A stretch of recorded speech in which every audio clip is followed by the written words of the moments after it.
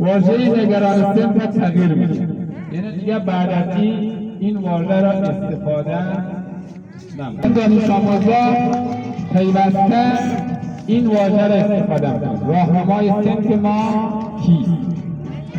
درست؟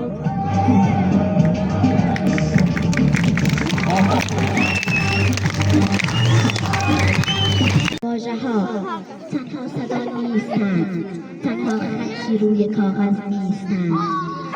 واژه‌ها جان دارند، روح دارند و آینده می‌سازند.